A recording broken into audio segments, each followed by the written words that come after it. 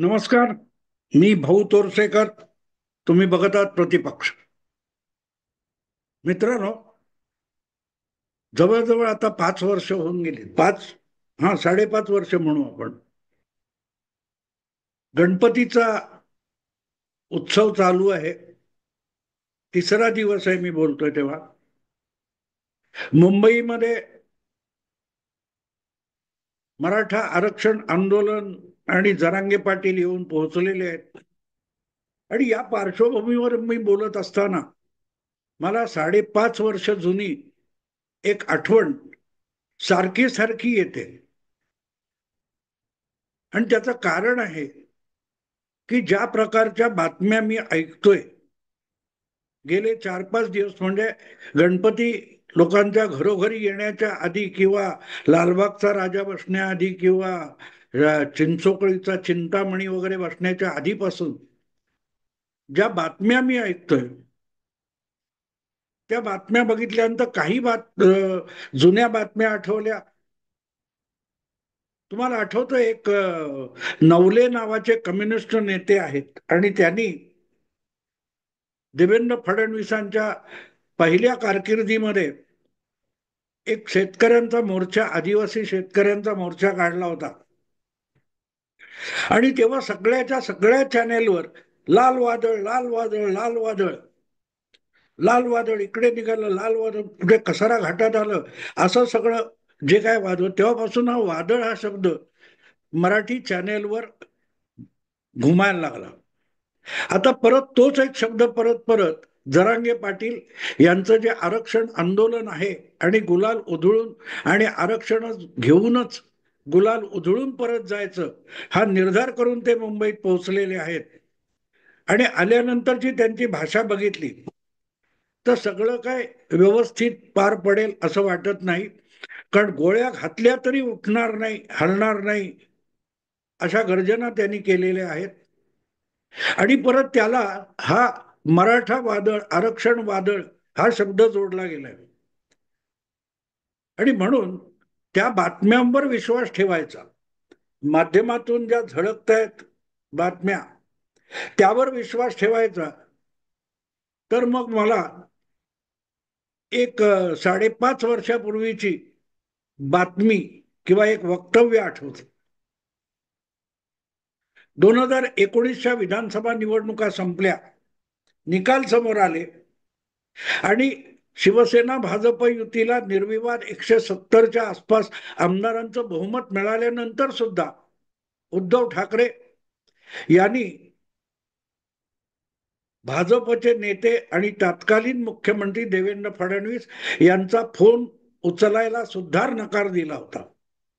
आणि त्यातून जो राजकीय पेचप्रसंग निर्माण झाला त्यावर लोकांना प्रश्न विचारले जात होते. काँग्रेसचे नेते बाळासाहेब थोरात आणि राष्ट्रवादी काँग्रेसचे संस्थापक नेते, सर्वोच्च नेते शरद पवार यांनी प्रत्येक वेळेला एकच प्रतिक्रिया दिली होती की मतदाराने आम्हाला विरोधी पक्षात बसायचा कौल दिलेला आहे. आणि त्यामुळे जो पेचप्रसंग निर्माण झाला होता की बहुमत ज्यांना मिळालं ते सरकार बनवण्याच्या परिस्थितीत नव्हते. एक गट सरकार बनवायला उत्सुक होता, राज्यपालांकडे जायचं म्हणून तयारीत बसला होता. आणि त्यातला दुसरा गट होता उबाठा, नाही तेव्हा अख्खी शिवसेना होती, उद्धव बाळासाहेब ठाकरे हे देवेंद्र फडणवीसांचा फोन पण ऐकायला तयार नव्हते. आधी 2.5 वर्षाचं मुख्यमंत्रीपद कबूल करा मग पुढे बोलू, अशी अट घालून नंतर त्यांना जे साक्षात्कार झाले त्यातून जी गडबड झाली त्यातून एका पहाटे एक वेगळा शपथविधी जगाने बघितला.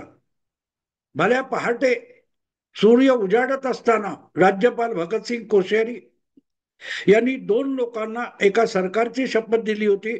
त्यापैकी एक होते देवेंद्र फडणवीस, जे मुख्यमंत्री म्हणून शपथ घेतली होती, आणि दुसरे होते अजितदादा पवार, ज्यांनी उपमुख्यमंत्री म्हणून शपथ घेतली होती. आणि ते सरकार, हे सगळं ऐकलेलं आहे, तुम्हाला माहिती आहे, पण मी परत सांगतोय. याचं कारण असं की त्यावर उद्धव ठाकरे यांनी सुप्रीम कोर्टात धाव घेतली, शरद पवार वगैरेंनी त्यांना साथ दिली.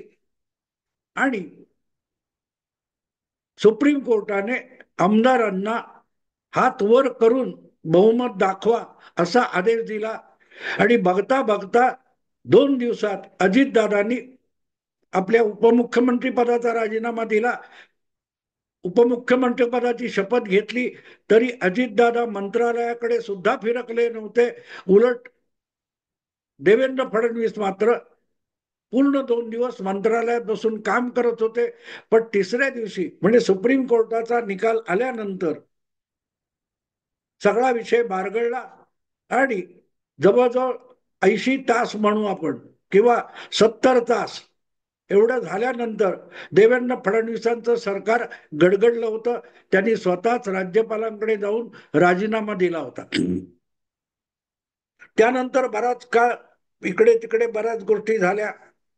पण मला आठवतं ते देवेंद्र फडणवीसांनी राजीनामा दिल्यानंतर सगळ्यात मोठा चेहरा खुललेला होता त्या व्यक्तीचं नाव जयंत पाटील आहे, जे काल परवापर्यंत राष्ट्रवादी काँग्रेस शरद पवार गटाचे महाराष्ट्र प्रदेशचे अध्यक्ष होते. आणि त्यांनी केलेलं एक वक्तव्य मला आज गणेश चतुर्थीच्या निमित्ताने आठवतंय. आणि त्याचं कारण सरळ आहे की कालच मी बोलतोय, आज तिसरा दिवस आहे गणेशोत्सवाचा आणि काल म्हणजे दुसऱ्या दिवशी 1.5 दिवसाच्या गणपतीचं विसर्जन झालं. जयंत पाटील हे देवेंद्र फडणवीस यांचा राजीनामा आल्यानंतर म्हणाले होते की 1.5 दिवसाचा, 5 दिवसाचा, 7 दिवसाचा, 11 दिवसाचा गणपती ऐकला होता, पण 3 दिवसाचा आणि 2.5 दिवसाचा गणपती पहिल्यांदा बघितला. देवेंद्र फडणवीस यांच्या त्या राजीनाम्याला 2.5 दिवसाचा गणपती म्हणून हिणवत हिणवत तोंडातल्या तोंडात ओठातल्या ओठात स्मितहास्य करणाऱ्या व्यक्तीचं नाव जयंत पाटील होतं. आणि आज मला त्यांची आठवण येते, कारण आज सुद्धा गणेशोत्सवाचा 2025च्या गणेशोत्सवाचा तिसरा दिवस आहे. म्हणजे 2.5 दिवस गणपतीचे झालेत असं आपण म्हणू शकतो. आणि अशा वेळेला तुमचे जरांगे पाटील हे आपल्या 2 कोटी 3 कोटी कदाचित 40 कोटी कदाचित 140 कोटी मराठ्यांची संख्या घेऊन मुंबईत येऊन पोहोचलेत आणि आरक्षण घेतल्याशिवाय कोणी उठून जाणार नाही याची त्यांना खात्री आहे. मी टिंगल म्हणून बोलत नाहीये, अजिबात टिंगल म्हणून बोलत नाही. कारण जरांगे पाटील यांच्या बरोबर जे जे लोक येतात त्यांचे सहकारी असतात ते एक एक म्हणजेच 1 लाख असतात. एक मराठा लाख मराठा. जरांगे पाटील यांच्याबरोबर जो जो मराठा असतो तो 1 लाख मराठ्यांनी इतक्या ताकदीचा असतो. त्यामुळे अवघे हजारभर हजारभर जरी सहकारी घेऊन जरांगे पाटील आझाद मैदानात पोहोचले तरी त्याला आपण 10 कोटी म्हटलं पाहिजे. कारण त्यांच्या बरोबरचा एक एक सहकारी म्हणजे लाख मराठा असतो. असो, गमतीचा भाग सोडून द्या. पण त्या संबंधात जे मीडियामधून परत एक वादळ निर्माण करण्यात आलेलं आहे ते वादळ कुठेही दिसत नाही. गर्दी वगैरे ठीक आहे, त्याला वादळ म्हणायचं तर मग देशामध्ये नाही जगामध्ये रोजच्या रोज हजारो वादळं येत असतात. रोज सकाळी कामाच्या वेळेला सकाळी 8 वाजल्यापासून साधारण 10-11 वाजेपर्यंत मुंबईच्या छत्रपती शिवाजी महाराज टर्मिनस किंवा चर्चगेट या लोकल रेल्वेच्या इमारती ज्या आहेत त्याचे जे अनेक दरवाजे आहेत तिथून बाहेर पडणारी रोजच्या रोज वादळ आपण बघतो. आणि रोज संध्याकाळी सूर्य मावळण्याच्या सुमाराला अशी अनेक वादळ या 2 इमारतीच्या आत घुसून गडप होतात. किंवा गर्दीला वादळ म्हणायचं असेल तर मग माध्यमात येणारी जी बातमी आहे ती शिरसावंध्य मानली पाहिजे. आणि जेव्हा मी याचा विचार करायला लागलो की एवढं वादळ घोंगावत असेल मुंबईत तर काय होईल, मला असं वाटतं की बातम्यांवर विश्वास ठेवायचा तर अनंत चतुर्दशीच्या पूर्वीच देवेंद्र फडणवीस नावाच्या गणपतीचं, सरकार नावाच्या गणपतीचं अनंत चतुर्दशी पूर्वीच विसर्जन होऊ शकतं. कारण जरांगे पाटील हे वादळ आहे. देवेंद्र फडणवीस त्यांचे कोण शेलार असतील, आशिष शेलार असतील, अमित साटम असतील, किंवा आणखीन कोण अजितदादा असतील, एकनाथ शिंदे असतील, हे सहकारी मंत्री वगैरे वगैरे, हे या वादळासमोर अक्षरशः पाला पाचोळा होऊन उडून जाणार आहे. त्यामुळे अनंत चतुर्दशीला मुंबईतल्या मोठमोठ्या गणपतीच्या विसर्जनाचं दर्शन घेण्यासाठी हजारोच्या संख्येने लोक रस्त्यावर जमतील.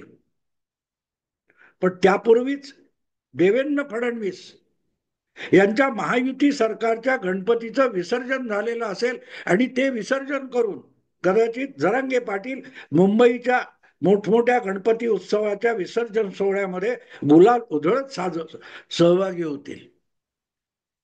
बातम्यांवर विश्वास ठेवला तर, ज्यांचा आहे त्यांनी ठेवावा. आणि जर विसर्जन झालं नाही तर मग मुंबईचे मोठमोठ्या गणपती विसर्जनाला जात असताना वादळ कुठे आहे, हा एक साधा सरळ प्रश्न सगळ्या वाहिन्यांनी, सगळ्या पत्रकारांनी जरांगेंना विचारावा. त्यांच्या बरोबर एक एक लाख तोडीचा जो मराठा आलेला असतो त्याला विचारावं की बाबा ते वादळ गेलं कुठे. चर्चगेटच्या इमारतीत घुसलं की छत्रपती शिवाजी महाराज टर्मिनस आहे त्याची जी पुरातन इमारत आहे त्याच्यात घुसून गायब झालं. आपण जे शब्द वापरतो त्या शब्दाचा अर्थ काय आहे याचं सुद्धा भान नसल्यासारखं जेव्हा बोललं जातं, ऐकवलं जातं आणि सातत्याने ऐकवलं जातं, तेव्हा मग हा प्रश्न पडतो की समजायचं तर काय समजायचं. वादळ कशाला म्हणावं, झंझावात कशाला म्हणावं, एल्गार कशाला म्हणावं. असो, ज्यांना कल्पना विश्वात रममाण व्हायचं आहे त्यांनी जरूर व्हावं. कारण ते लाल वादळ सुद्धा बघितलं, त्याच्यानंतर जे वाशीपर्यंत आलेलं जरांगे पाटलांचं पण घोंगावणारं वादळ बघितलं होतं. नंतर हे वादळ सुप्तावस्थेत जातं कुठलाही बदल न करता. आणि मी तुम्हाला माहिती असेल, आठवत असेल तर जरांगे पाटील यांच्या आंदोलनाबद्दल माझी सुरुवातीपासूनची भूमिका तीच राहिलेली आहे की मराठ्यांच्या आरक्षणाचा हा विषय गंभीर आहे. तो मुंबईच्या गिरणी कामगार संपासारखा धुळीस मिळवला जाऊ नये. आणि दुसरी गोष्ट, अण्णा हजारेंचं उपोषण हा जसा एक टाइमपासचा विषय होऊन बसला होता, तसा जरांगे पाटलांच्या उपोषणामुळे हा मराठा आरक्षणाचा जो विषय आहे तो पोरकट होऊ नये हे मी सातत्याने बोलत राहिलो. ज्या प्रकारे संयम राखून राज्याचं प्रशासन आणि मुख्यमंत्री त्यांचे सहकारी या आंदोलनाची हाताळणी करतायत त्याकडे बघितलं आणि जर बातम्या बघितल्या तर मग त्याची सांगड कशी घालायची हा प्रश्न पडतो. आंदोलन इतकी गंमत झाली आहे. मी वारंवार गेली 10-15 वर्ष एक भूमिका मांडत आलेलो आहे की महाराष्ट्राला सत्याग्रह, आंदोलन, चळवळी याची एक प्रदीर्घ परंपरा आहे आणि एकापेक्षा एक दिग्गज नेते, इतिहास घडवणारे अनेक नेते अशा आंदोलनातून पुढे आले. आज ती आंदोलनं ही माध्यमांच्या बातम्या आणि चॅनेलचे कॅमेरे याच्या पुरती मर्यादित होऊन गेलेत.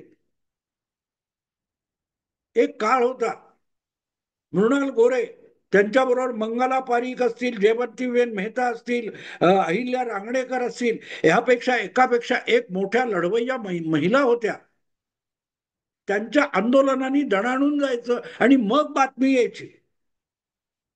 हवामान खात्याच्या जसं वादळ येणार असे पूर्व सूचना येतात तशी वादळांची चाहूल लागत नव्हती. आजकाल वादळांची चाहूल लागते बातम्यांमधून. आंदोलनाचं वादळ येतंय पण प्रत्यक्षात कसलीही पडझड न होता ते वादळ केव्हा आणि कुठे शमलं याचा पत्ता लागत नाही. अशी चळवळीची दुर्दशा मीडिया हाऊसेसनी करून टाकलेली, चॅनेलनी करून टाकलेले. लोकसभा विधानसभा निवडणुका होऊन गेल्या, त्याच्यावर जरांगे पाटील यांच्या धमक्यांचा काडी मात्र परिणाम झाला नाही. तरी त्यांचा दावा आहे मराठ्यांच्या बळावर तुम्ही सरकार बनवलं. अरे तुम्ही सतत फडणवीसाच्या नावाने शिव्या शाप देत होता, तरी फडणवीसांनी आपल्या पक्षाला 132 जागा निवडून आणल्या. आपल्या दोन्ही सहकारी पक्षांचेही दणदणीत आमदार निवडून आणले. हे सगळं जरांगे पाटलांचा पर्सनल आणि व्यक्तिगत आणि पक्षीय विरोध असताना, आणि जरांगे पाटील हे ज्यांच्या समर्थनासाठी आडबाजूने उभे राहिले होते, त्यांचा सुपडा साफ होऊन गेला. तरी जरांगे पाटील बोलतात मराठ्यांच्या बळावर सरकार उभं आहे. अरे ज्या राज्यामध्ये 35% मराठा समाज आहे, तेवढा तो मतदारांचं प्रमाण असतं आणि तेवढं आपोआपच लोकप्रतिनिधित्वामध्ये त्याचं प्रमाण असतं. पण म्हणून तो सगळ्याच्या सगळा 35% मराठा संपूर्ण महाराष्ट्रातला हा जरांगे पाटलांच्या इशाऱ्यावर नाचतो असा समज आहे कोणाचा? मीडिया सोडून कोणाचा आहे हा माझा प्रश्न आहे. मीडिया सोडून कोणाचा प्रश्न? तावात बोलायचं नुसतं निष्पन्न काही होत नाही. एक दिवस उठले आणि निघाले, आता मला गोळी घाला, मी निघालो आणि पुढच्या गावात जाऊन सकाळ पहाट उजळण्यापूर्वी परत अंतरवाली सराटीमध्ये जरांगे पोहोचले होते आणि तरीही ते वादळ आहे. वावटळ सुद्धा वादळ म्हणून दाखवता येते, पण रोजच्या बातम्या आणि सिनेमातले ट्रिक सीन याच्यामध्ये फरक असतो. शासन व्यवस्था अशा गोष्टी हाताळायला समर्थ असते, पण ज्यांना बातम्यांमध्ये रमायचं असेल आणि बातम्यांचं कथाकथन करून टाकायचं असेल त्यांनी हे जरूर करावं. आणि म्हणून त्या बातम्यांवर विश्वास ठेवायचा तर याच निष्कर्षाप्रत यावं लागतं की कदाचित अनंत चतुर्दशीला सगळे गणपती, मोठमोठे गणपती विसर्जित होण्याच्या आधी देवेंद्र फडणवीस नावाचा जो मुख्यमंत्री गणपतीसारखा सिंहासनावर आरूढ झालेला आहे, त्याचं विसर्जन होऊन जाईल. वचने किम दरिद्रता, कशाला कमी बोलायचं? आणि देवेंद्र फडणवीसांचं विसर्जन करून आंदोलन मिळालं ना, झालं नाही, संपलं नाही, तर कदाचित दसरा उजाडेपर्यंत जरांगे पाटील हे दिल्लीमध्ये घुसतील आणि नरेंद्र मोदींचं सरकार सुद्धा विसर्जित करूनच माघार अंतरवली सराटीमध्ये येतील. अरे बातम्या देता रंगवता त्याला काहीतरी अर्थ असला पाहिजे. कोडग्या कोडग्या लाज नाही, कालचं बोलणं आज नाही, अशी आजच्या पत्रकारितेची अवस्था झाली आहे आणि त्यातून ह्या सगळ्या गोष्टी उद्भवलेल्या आहेत. असो, आज मी बातम्या बघतोय त्यावरून मी एकच निष्कर्ष काढू शकतो की या बातम्या जर खऱ्या असतील तर मग अनंत चतुर्दशी पर्यंत देवेंद्र फडणवीसांचं सरकार सत्तेत राहू शकत नाही, त्याचं विसर्जन झालेलं असेल. पण आजवरचा अनुभव गेल्या 2-3 वर्षातला बघितला तर एक गोष्ट साफ आहे, हत्ती पादेरे फुस, या पलीकडे काहीही होणार नाही. एवढं बोलून थांबतो. आवडलं लाईक करा, शेअर करा आणि प्रतिपक्षाला सबस्क्राईब करा. नमस्कार.